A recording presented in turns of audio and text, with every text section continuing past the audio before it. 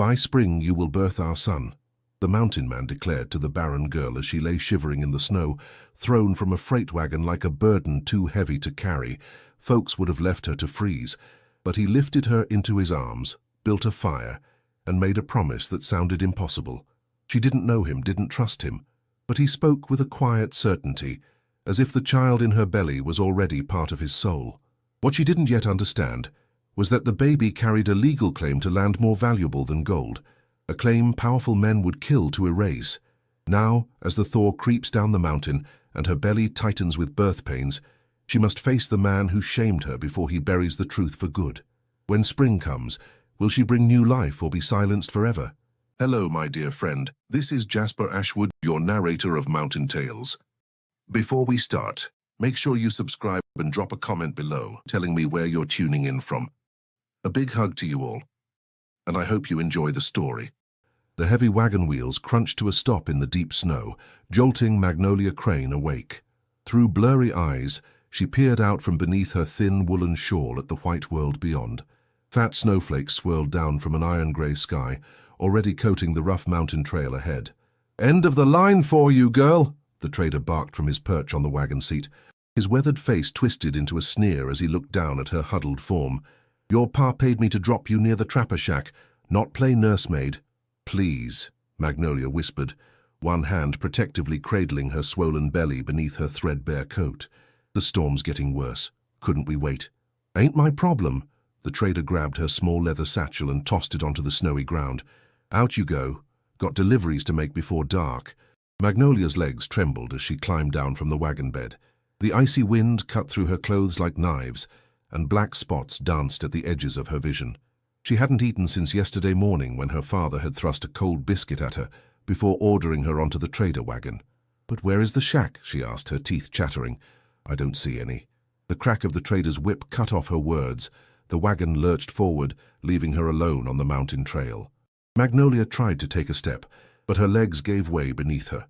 The last thing she saw was the endless white of the snow as she crumpled to the ground. From his vantage point on the rocky ridge above, Tobias Blackwood had witnessed the entire scene. His keen eyes narrowed as he watched the trader abandon the young woman to the storm's mercy. The old mountain man had been tracking the wagon's approach for the past hour, curious about who would brave these heights, with snow threatening. Now he understood. Someone had sent this girl to die. Tobias descended the ridge with swift, sure steps, his snowshoes leaving precise tracks in the fresh powder. As he drew closer, he could see how still she lay, like a fallen bird. Her auburn hair had come loose from its pins, creating a stark contrast against the white ground. Without hesitation, Tobias knelt and gathered her into his arms. Even through her wet clothes, he could feel how cold she was. Her face was pale as milk, with blue-tinged lips, but she was breathing, shallow, rapid breaths that clouded in the frigid air. The line shack wasn't far. Tobias had built it himself 6 summers ago, tucked between 2 protective bluffs that blocked the worst of the mountain winds. He carried Magnolia there now, his moccasined feet finding the path even in the deepening snow. Inside the shack, Tobias laid her gently on his narrow bed. He quickly built up the fire in the stone hearth, adding dry pine logs until flames leaped high. Next, he heated water in his biggest pot and found clean blankets in his storage chest. As warmth filled the small space, color gradually returned to Magnolia's cheeks. Her eyelids fluttered, then opened. She stared at the rough-hewn ceiling beams for several long moments before turning her head to look at Tobias. Fear flickered across her face as she took in his appearance. The weathered features marked by years in the wilderness, the graying brown hair worn long, the buckskin clothing adorned with simple beadwork. But Tobias had seen that look before. He kept his movements slow and deliberate as he poured hot water into a tin cup. "Drink," he said, holding the cup out to her. "It's willow bark tea. Will help with the chill." Magnolia pushed herself to a sitting position, one arm still curved protectively around her middle. She accepted the cup with trembling hands, but didn't drink immediately. "Why?" she asked, her voice barely above a whisper. "Why did you help me?" Tobias settled onto his wooden stool near the fire. The flames cast dancing shadows on the walls as he studied her face, young but marked by sorrow. Something in her reminded him of a wounded deer he'd once found in these mountains, weary but desperate for shelter. "By spring you will birth our son," he said finally. his deep voice gentle but firm. "And I will be here." Magnolia's eyes widened. One hand clutched the blanket tighter around her shoulders. But the baby isn't yours. You don't even know me." Tobias only nodded, his weathered face serene. "The Lord sent me to protect you both." He gestured to her barely touched tea. "Drink now, rest. You're safe here." Magnolia took a careful sip of the bitter tea. Tears welled in her eyes, but she blinked them back. "My father, he said there was a trapper who needed a housekeeper. Said he'd take me in, even with—" She broke off, looking down at her swollen belly. "I am that trapper," Tobias said quietly, "though I never sent word seeking help." He rose and added another log to the fire. "For your father was wrong to abandon you, but perhaps the Lord guided his hand even so, bringing you here where you were meant to be." A sob caught in Magnolia's throat. "How can you say that? You don't know what I've done, the shame I've brought." "I know what I see," Tobias interrupted, his tone still gentle but carrying the weight of conviction. "A child of the Lord carrying another child of the Lord. Both precious, both worthy of protection." He moved to the window, watching the snow continue to fall. "The storm will last through tomorrow. Rest now. We'll speak more when you're stronger." Magnolia wanted to protest, to explain why she didn't deserve such kindness, but exhaustion pulled at her like a heavy blanket. The tea had warmed her from the inside, and the fire's heat was making her eyelids droop. Before sleep claimed her, she watched Tobias begin to prepare a meal, his movements sure and peaceful in the firelight. For the first time in months, she felt safe. Tobias moved with practiced efficiency around the small cabin, preparing a simple meal while keeping one eye on his sleeping guest. He'd hung her wet clothes near the fire to dry and added more blankets to ensure she stayed warm. The storm continued its assault outside, but within the sturdy log walls, all was quiet, except for the crackling flames and Magnolia's steady breathing. When the broth was ready, Tobias gently roused her. "You need to eat," he said, helping her sit up against the rough-hewn headboard. Steam rose from the wooden bowl in his hands, carrying the savory scent of rabbit and wild roots he'd stored for winter. Magnolia's lips were cracked from cold and dehydration. Her hands shook too much to hold the bowl steady, so Tobias sat beside her on the bed's edge, patiently helping her sip the warm liquid. "Small tastes," he instructed. "Your body needs time to accept it." She managed several spoonfuls before turning her face away, exhausted by even this small effort, but some color had returned to her cheeks, and her eyes seemed clearer as they roamed the cabin's interior. The single room was crude, but meticulously maintained. Thick log walls carefully chinked with mud and moss kept out the bitter mountain winds. Smoked meat, rabbit, deer, and mountain grouse hung from the sturdy rafters alongside bundles of dried herbs and roots. A collection of wooden carvings adorned the stone mantel above the fireplace, elegant animal figures and symbols that Magnolia recognized as frontier craftsmanship. What struck her most was the quiet dignity of the space. Everything had its place and purpose, from the neat stack of firewood to the well-worn tools hanging on pegs. There was no clutter, no waste, just the essential elements of a life lived close to the land. "So you carved these?" she asked, gesturing to the mantelpieces with a slight tilt of her head. Tobias nodded. "My mother taught me. Working wood helps quiet the mind." He gathered up the empty bowl and added more logs to the fire. "Sleep now. Tomorrow will be soon enough for talking." When Magnolia woke the next morning, pale winter sunlight was filtering through the cabin's single window. The storm had passed, leaving the world outside wrapped in pristine white. Tobias was already up, melting snow in a large pot over the fire. "For washing," he explained, noting her confused look. He retrieved a piece of soap and a clean cloth from a shelf, along with one of his wool shirts. "These will be warmer than your wet things." He placed everything within her reach, then turned his back and busied himself at the other end of the cabin, giving her privacy to clean up and change. The simple courtesy of it, the way he offered help without making her feel helpless, the respect in his averted gaze, brought unexpected tears to Magnolia's eyes. She couldn't remember the last time someone had shown her such consideration. Once she was dressed in his shirt, which hung loose and warm around her frame, Tobias showed her how to tend the fire properly. His large hands demonstrated the correct way to stack the logs, explaining how to ensure proper airflow. "Fire needs to breathe," he said, "just like all living things." They spent the morning by the hearth as Tobias taught her to whittle kindling. He placed a small knife in her hand. showing her how to hold it safely, how to let the blade work with the wood's grain instead of fighting it. When she made mistakes, he simply nodded and showed her again, his patience seemingly endless. The day passed quietly, marked by simple tasks and few words. Tobias cooked another pot of broth, adding more vegetables this time. He showed Magnolia where he kept the dried herbs for tea, encouraging her to move around the cabin as her strength allowed. As evening approached, another storm began to gather. Wind moaned through the mountain passes, rattling the cabin's sturdy walls. By unspoken agreement, they remained near the fire, its warmth a shield against the growing dark. "Have you—" Magnolia hesitated, then gathered her courage.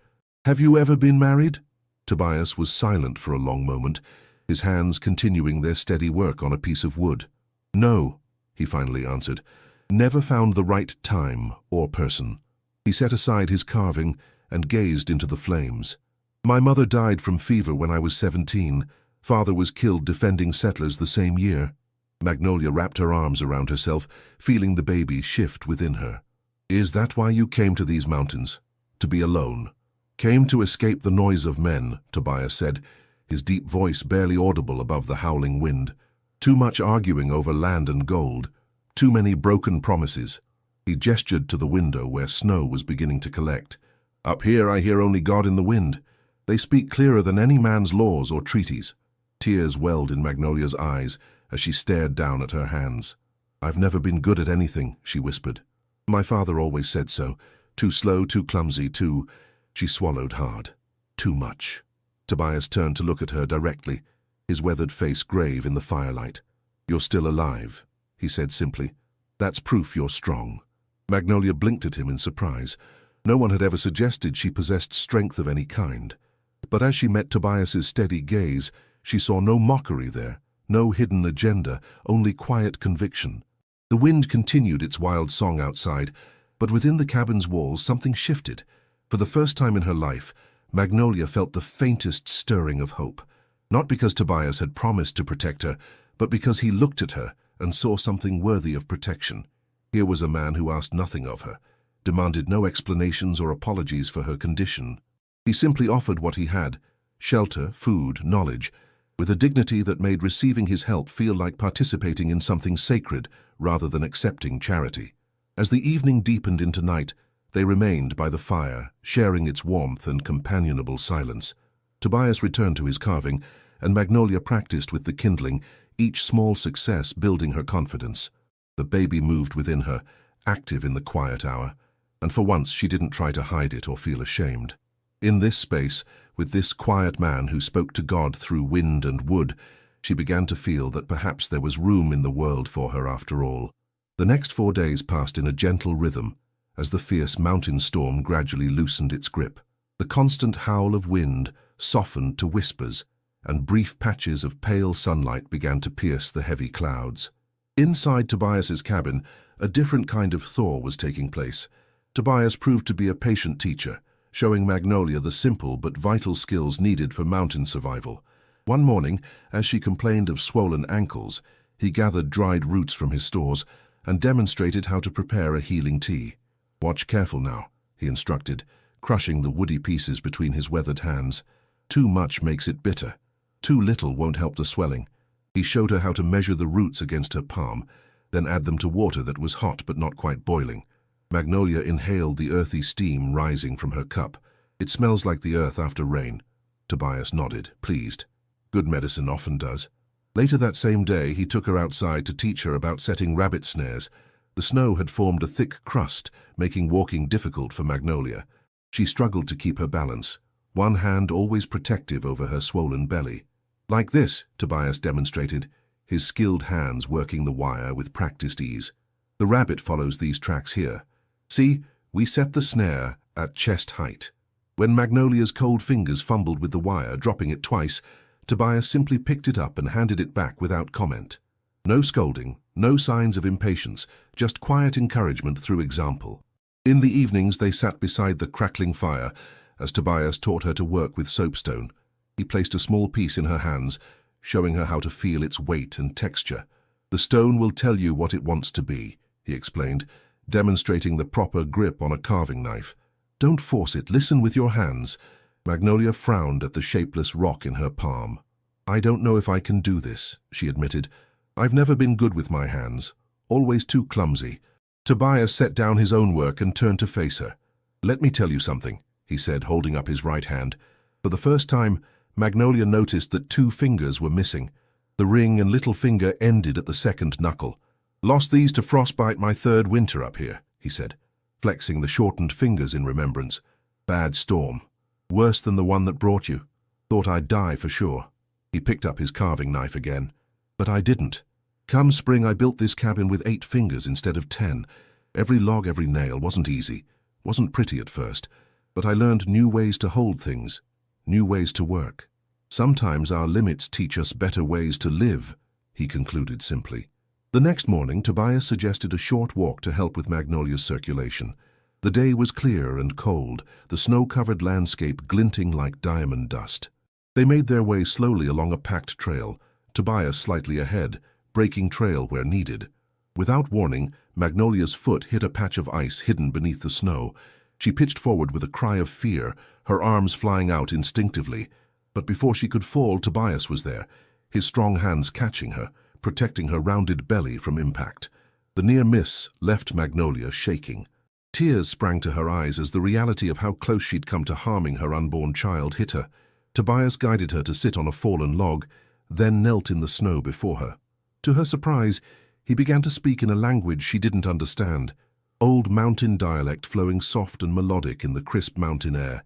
His eyes were closed, one hand resting lightly on her belly as he prayed. Though she couldn't comprehend the words, their reverence was unmistakable. When he finished, he helped her carefully back to the cabin. That evening, as they shared a simple supper of rabbit stew, Magnolia found herself absently rubbing her belly and saying, "He's moving a lot tonight." Tobias looked up, noting her use of he instead of the impersonal it she'd used before. A slight smile touched his lips, but he said nothing, allowing her this quiet shift in perspective. The fire had burned low, casting long shadows across the cabin's walls. When Magnolia finally gathered the courage to ask the question that had been haunting her since that first night, her voice was barely above a whisper. "Why do you think this baby is yours?" The words seemed to fill the room despite their softness. Tobias set aside his wooden bowl and was silent for a long moment, gathering his thoughts. When he spoke, his deep voice was gentle but firm with conviction. "I prayed for a child and a woman strong enough to carry him. The Lord answered." Magnolia stared at him, searching his weathered face for any sign of mockery or deception. She found none. Just that same steady certainty she'd come to know over the past days. The same quiet strength that had saved her from the storm and taught her to hold a carving knife. She looked down at her belly, seeing it perhaps for the first time, not as a mark of shame or evidence of her foolishness, but as something valuable, something precious. Tobias saw purpose in her pregnancy, not disgrace. In his eyes, she wasn't ruined or worthless. She was strong enough to carry a gift he'd prayed for. The fire popped and sparked, sending up a shower of embers. Outside, the wind had died completely, leaving the mountain night still and peaceful. Magnolia ran her hand over the smooth soapstone she'd been working earlier, feeling its potential beneath her fingers. Perhaps, like Tobias had said, she just needed to learn new ways to hold things, including herself. A week of relative peace had settled over Tobias's mountain cabin. The routine of daily survival, gathering wood, checking snares, melting snow for water, had given Magnolia's days a steady purpose she'd never known before. But that tranquility shattered one afternoon when Tobias returned from checking his trap lines, his leather bag bulging with more than just pelts. The cabin door creaked open, letting in a blast of cold air, along with Tobias's broad frame. Snow dusted his shoulders and the brim of his worn hat. He stamped his boots clean and hung his heavy coat by the fire before reaching into his bag. "Mail came through," he said, producing several folded papers. "One's for you." Magnolia looked up from where she sat working on her soapstone carving, surprise evident on her face. "For me? But nobody knows I'm here." Tobias handed her an envelope addressed in familiar handwriting. "Your sister, looks like." Magnolia's hands trembled as she broke the seal. Her older sister Rachel's neat script filled the page, bringing with it memories of home that made her throat tight. But as she read, the color drained from her face. "What is it?" Tobias asked, noting her distress. It's about Benjamin Crawford, Magnolia whispered, the paper crinkling in her grip. He's running for territorial delegate. She swallowed hard before continuing. And he's planning a new mining operation on protected land. Tobias's weathered face grew still, like the mountain before a storm. He pulled up a chair and sat, his dark eyes fixed on Magnolia. "Tell me about Crawford," he said quietly. Magnolia stared into the fire, shame coloring her cheeks. "He's the mine owner's son, educated back east. Everyone in town thought he was courting Elizabeth Hartwell, the banker's daughter." Her voice grew smaller. "But he noticed me too, or pretended to." Tobias remained silent, letting her find the words at her own pace. "He would leave notes asking me to meet him behind the general store after dark. Said I was special, different from the other girls." Magnolia's fingers twisted in her skirt. "I believed him. Thought maybe someone finally saw past how I looked." A bitter laugh escaped her. "When I told him about the baby, he acted like he'd never even spoken to me before. The next day, he was officially engaged to Elizabeth." Tears rolled down her cheeks now. "3 days later, my father called me into his room. He had a handful of banknotes, more money than I'd ever seen. Said Benjamin had solved the problem. He'd arranged for me to disappear. Said it was for the best." The fire popped and hissed in the silence that followed. Tobias's jaw was tight, a muscle working in his cheek. When he finally spoke, his voice was controlled, but Magnolia could hear the anger beneath it. "The land Crawford wants," he said, rising to retrieve something from his trunk. "It's protected." He returned with a worn leather folder full of papers. "There's a treaty that recognizes the rights of descendants of mixed lineage as stewards of the land." Magnolia watched as he spread several documents on the table. "What does that mean?" Tobias's fingers traced the formal text. "It means if your child, Crawford's son, is born healthy and his name recorded in time, he can claim legal rights to both water and land." He looked up, meeting her eyes. "Enough rights to block the mine." Magnolia's hand went to her belly, understanding dawning. "That's why you—" she began. Tobias nodded. "When I found you in that storm, I'd already sent letters to Reverend Williams and the county clerk, been corresponding with them for months about the treaty provisions." Her ghost of a smile touched his lips. "You weren't the only one the Lord prepared." "But why didn't you tell me this before?" Magnolia asked. "Needed you to trust first," Tobias replied simply. "Trust yourself. Trust that you and this child matter. Not just for mining rights, but because every life is sacred." The weight of it all settled over Magnolia like a heavy blanket. Her baby, the child she'd been taught to view as a shame to be hidden, could be the key to protecting land that had been promised to people like Tobias. The simple mountain man who'd saved her from the snow had been preparing for this moment long before she arrived. Evening crept in as they sat with this new understanding. Tobias moved to the corner where he kept his tools and took up his hatchet and whetstone. The steady rhythm of steel on stone filled the cabin as he worked, his eyes fixed on the snow falling outside the window. Magnolia watched him from her place by the fire, one hand resting protectively over her rounded belly. The child within kicked strongly, as if sensing the gravity of the moment. She thought of Benjamin Crawford in his fine clothes, making plans to tear up this mountain for profit. Then she looked at Tobias, whose quiet strength had shown her what real dignity looked like. The hatchet's blade gleamed in the firelight as Tobias tested its edge with his thumb.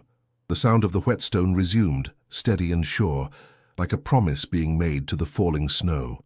The morning sun cast long shadows through the frost-covered windows as Tobias spread papers across the wooden table, his weathered hands sorting through documents, checking and rechecking each detail with careful precision. Magnolia watched from her seat by the fire, her fingers working a piece of soapstone. "I need to ride to the territorial clerk," Tobias announced, folding the papers into his leather satchel. "It's 12 miles east, 3 days' journey in this weather." Magnolia's hand stilled. "3 days?" Tobias nodded, pulling on his heavy coat. "Need a witness signature, can't file the treaty claim without it." He moved to the woodpile, stacking extra logs near the hearth. "Keep the fire strong. Bank it at night so the coals last till morning." Magnolia followed him as he checked the cabin's provisions, her heart quickening at the thought of being alone, but she kept her voice steady. "I remember how." Tobias tested the door's heavy wooden bar. "Use this. Don't open for anyone." He paused, studying her face. "You'll be safe here. The storm's past and nobody travels these heights in winter without good reason." Before leaving, Tobias showed her where he kept his spare revolver, though they both knew she'd never fired one. The weight of it felt foreign in her hands. "Just having it close gives courage," he said quietly. Magnolia stood in the doorway as Tobias mounted his horse, watching until rider and mount disappeared into the white landscape. The silence that followed felt heavier than any snowfall. Back inside, she added wood to the fire and tried to settle her nerves. The cabin seemed larger without Tobias's steady presence. Wind whistled through the log chinks, making shadows dance on the walls. To keep her mind occupied, she retrieved a small leather-bound journal Tobias had given her for practicing her letters. Instead of writing exercises, she found herself pouring out her fears onto the blank pages, words about Benjamin's betrayal, her father's coldness, the shame she'd carried for so long. But other words came too, about Tobias's kindness, the peace she'd found in these mountains, and the growing hope she felt for her child's future. As afternoon light faded, Magnolia took up her charcoal stick and began sketching in the journal's margins. First, just simple shapes, what she imagined her baby's tiny hands might look like, the curve of a small cheek. The images were crude, but filled with longing and love. That evening, while searching for more kindling, she discovered a box of fabric scraps tucked away in Tobias's storage trunk. Years of living alone had taught him to save everything useful: worn shirts, old blankets, even trading post grain sacks. The varied textures and faded colors gave her an idea. By lamplight, Magnolia sorted the scraps into piles. Her mother had taught her basic quilting before everything went wrong. Now those skills returned as she began piecing together a simple pattern. The work absorbed her, helping the lonely hours pass. The first night alone was the hardest. Every creak of the settling logs made her start, but the fire burned steady, and the door remained firmly barred. By the second day, she'd found a rhythm, tending the fire, melting snow for water, working on her quilt between meals of dried meat and preserved berries. When Tobias finally returned, his face was red with cold and his clothes stiff with ice. Magnolia helped him out of his frozen gear, while he stamped feeling back into his feet. "The clerk signed," he said, pulling papers from inside his coat where they'd stayed dry. "And Reverend Williams agreed to hold a notarized copy until spring. He's a good man, understands what's at stake." Magnolia fed him hot tea with honey while he warmed by the fire. "Did anyone ask about me?" Tobias shook his head. "Town's quiet. Too cold for gossip." He didn't mention the looks he'd gotten, a mountain man filing papers about land rights and unborn children. Some battles didn't need telling. After Tobias had eaten and rested, Magnolia retrieved something from beneath her bed. "I made this," she said softly, holding out a carved wooden rattle. "While you were gone, to say thank you." The rattle was simple but lovingly shaped, smooth from hours of careful sanding. Tobias turned it in his hands, feeling the weight of what it represented. Not just gratitude, but trust. Without a word, he stood and placed it on the mantel beside his mother's carved wooden cross. "My mother would have liked you," he said quietly. She believed in seeing the strength in people before they saw it themselves. Magnolia blinked back tears, touched by the simple acceptance in his words. She returned to her quilting as Tobias began preparing for bed, the familiar sounds of his evening routine filling the cabin with comfort once again. Neither of them noticed the lone figure on horseback, watching from the tree line, barely visible in the gathering dusk. The rider sat motionless, observing the lamplit windows of Tobias's cabin before turning his mount toward town. Inside, Magnolia added another square to her quilt, while Tobias checked the fire one last time. The treaty papers lay safely stored in his trunk, the first step toward securing their future. Time would tell if it would be enough. The wooden rattle cast long shadows on the mantel, a symbol of how far Magnolia had come from that frightened girl in the snow. She was creating now, building something new from cast-off pieces, much like Tobias had done with his own life in these mountains, much like they were doing together. As the winter days counted down toward spring and all it would bring, the wooden rattle stood sentinel on the mantel, watching over their growing hope like a prayer made manifest in pine and determination. 3 weeks passed in gentle routine, but winter's grip remained stubborn. Fresh snow fell daily, coating the mountain passes in thick white blankets. Inside Tobias's cabin, Magnolia sat by the window, working on her quilt while watching fat flakes drift past the glass. The crunch of hooves on snow broke the afternoon quiet. Tobias moved to the window, his hand instinctively reaching for the rifle above the door. Through the swirling white, a single rider approached, hunched against the cold. "Mail rider," Tobias said, recognizing the leather post bag. He opened the door as the man dismounted, snow falling from his heavy coat. "Much obliged," the rider said, stamping his boots. "Name's Jake Morrison. Route's gone longer than planned in this weather. Might I warm up a spell?" Tobias hesitated, studying the man's wind-burned face. Finally, he stepped aside, though his shoulders remained tense. "Come in, then." Morrison's gaze swept the cabin's interior, lingering on Magnolia. Recognition flickered in his eyes, followed by something darker. A smirk tugged at his mouth. "Well, now, if it ain't Miss Crane," he said. "Heard tell you'd gone missing." He glanced at her swollen belly. "Though I reckon I know what happened to Benjamin Crawford's little problem." The word hung in the air like smoke. Tobias's jaw tightened, but he kept his voice level. "You're welcome to warm yourself, Mr. Morrison. Nothing more." Magnolia's fingers clutched her quilt work, knuckles white. She'd known Morrison from town, one of the men who'd snickered behind their hands at her size, at her shame. Tobias put coffee on to boil, keeping himself between Morrison and Magnolia. The mail rider shed his coat, making himself comfortable by the fire. His eyes never stopped moving, taking in details. The frontier carvings, the legal papers visible on the table, the new rattle on the mantel.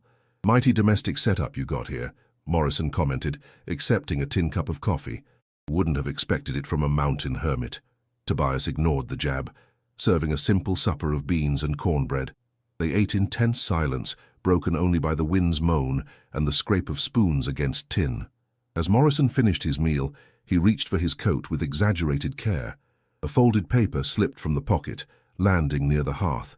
"Oops," he said, making no move to retrieve it. "Clumsy me." Magnolia's heart stopped when she saw the familiar handwriting on the exposed corner. Benjamin's elegant script was unmistakable. Tobias picked up the letter, his expression unchanging as he handed it back, but not before both he and Magnolia glimpsed its contents, mentions of land filings, and a cryptic reference to resolving a certain girl problem. "Much obliged for the hospitality," Morrison said, tucking the letter away with a knowing look. "Best get some sleep. Long ride tomorrow." Tobias showed him to the barn where a pile of clean hay offered bedding. Back inside, he barred the door and checked every window. Magnolia hadn't moved from her chair. "He planned that," she whispered. "Dropping the letter. Crawford sent him to find me." Tobias nodded grimly. "More than likely." He retrieved a rusted tobacco tin from a shelf and began gathering their important papers, the treaty documents, birth records, land claim forms. "We need to hide these." Together they pried up a floorboard near the back wall. Tobias placed the tin in the hollow space beneath, then carefully replaced the board. No casual search would find it. "Try to sleep," he told Magnolia. "I'll keep watch." But sleep, when it came, brought no peace. In her dreams, Magnolia stood at the edge of a vast pit, one of Crawford's mines. Black sludge bubbled up from its depths, reaching for her with tar-like fingers. She tried to run, but her swollen belly made her slow. The sludge caught her ankles, pulling her down into suffocating darkness. She woke with a cry, her nightdress soaked with sweat. Tobias was there instantly, his strong hands steadying her shoulders. "He's hunting me," she sobbed, clutching Tobias's shirt. "He'll take my baby. Use him to get the land, or worse, make sure he's never born at all." "Shh," Tobias soothed, holding her close. His heart ached at her terror, at the trembling of her shoulders. "He won't get you, either of you. I swear it." When dawn's grey light finally crept through the windows, they found the barn empty. Morrison had slipped away before sunrise, leaving only hoofprints in the fresh snow. His message had been delivered. Tobias checked the hidden tobacco tin, ensuring everything remained secure.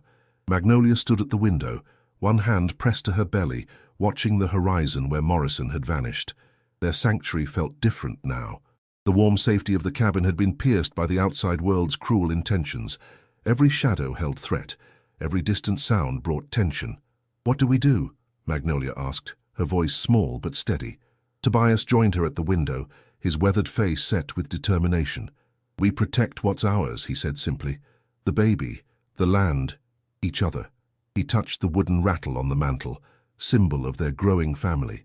"The Lord didn't bring us together just to let Crawford tear us apart." Magnolia nodded, drawing strength from his certainty. Outside, snow continued to fall, covering Morrison's tracks until they disappeared completely. But they knew he carried word of their location back to Benjamin Crawford. The time of hiding was over. Now they would have to stand their ground. The morning after Morrison's visit brought a new urgency to their routine. Tobias laid out his old Colt revolver on the kitchen table, carefully cleaning each part, while explaining its workings to Magnolia. Her eyes widened at the weapon's dull gleam. "I've never touched a gun before," she admitted, hands folded in her lap. Tobias nodded, understanding her hesitation. These days, knowing how might save your life and the baby's. He assembled the revolver with practiced movements, each click and snap precise. "We'll start slow." Outside, behind the cabin where thick pines offered cover, Tobias set up empty tin cans on a fallen log. The winter air bit at their faces as he showed Magnolia how to hold the revolver properly, his larger hands adjusting her grip. "Keep both eyes open," he instructed. "Breathe steady, like when you're carving." Magnolia squeezed the trigger. The gun's kick surprised her, making her stumble backward. Tobias steadied her with a gentle hand at her elbow. The shot went wide, disappearing into the snowbank. "It's so loud," she gasped, trembling. "Again," Tobias encouraged. "Fear gets smaller with practice." They worked at it through the morning. By the 10th shot, Magnolia managed to graze one of the cans, sending it spinning. Pride bloomed in her chest at Tobias's approving nod. While she rested, Tobias retrieved heavy iron bear traps from the barn. He demonstrated how to set them safely, placing them at strategic points around the cabin's perimeter. Some he concealed under fresh snow. Others he secured near likely approach paths. "We'll check them daily," he explained, marking each location on a rough map. "Any trigger will need investigating." Inside, they took inventory of their supplies. Tobias began sketching out various routes to town, calculating distances and safe stopping points for when the baby came. Magnolia watched him work, marveling at his thorough planning. "Could I?" She hesitated, then pressed on. "Could I ride with you to check the trap lines tomorrow? I should know the paths in case." Tobias studied her face. "The terrain's rough. You sure?" Magnolia straightened in her chair. "I'm sure." The next morning dawned clear and cold. Tobias helped Magnolia mount his sturdy paint horse, showing her how to grip the saddle horn without losing balance. Her extra weight made mounting awkward, but Tobias never commented or rushed her. They rode single file through the snow-laden forest. Tobias pointed out landmarks: a lightning-struck pine, a distinctive boulder, the creek bend where fish gathered in spring.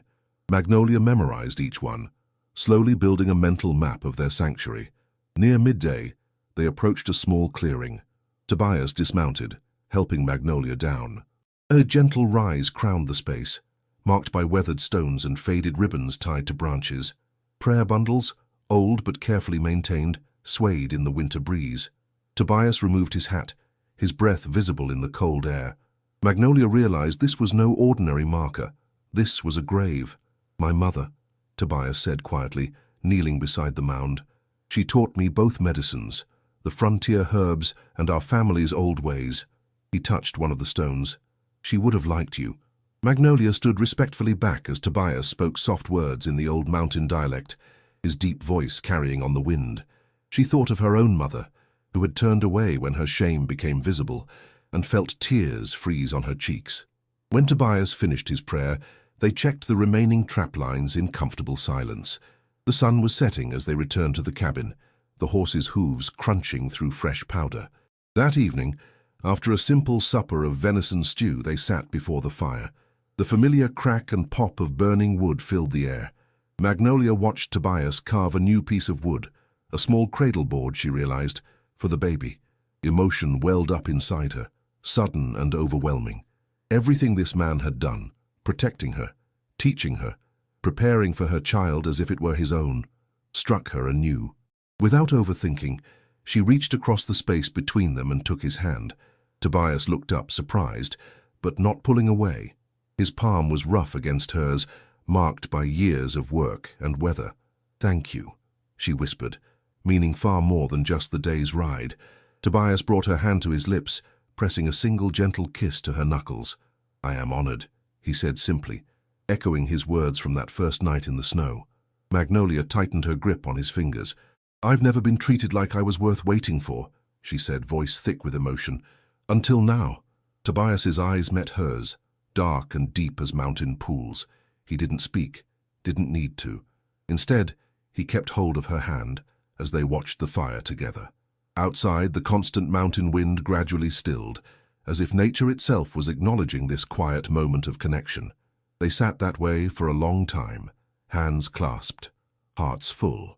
It wasn't the passionate romance of penny novels or the calculated courtships Magnolia had watched from the sidelines in town. This was something deeper, a love built on respect, on seeing the true worth in each other that others had missed or dismissed. The fire burned low, casting soft shadows on the cabin walls. Their joined hands rested between them, a bridge across loneliness, a promise of belonging. In that peaceful silence, Magnolia felt the baby move, as if adding his own blessing to this newfound tenderness between his protectors. Stories that don't just entertain, but leave a mark. Subscribe, share, and above all, keep believing that true love can still change destiny, because sometimes just one decision suffices to begin again. If this story touched your heart, tell me about it. Leave a comment sharing which part moved you the most and what you learned from it. And this was only the beginning. The next story will surprise you in ways you can't imagine. Click on the video appearing on your screen and get ready to feel even more moved.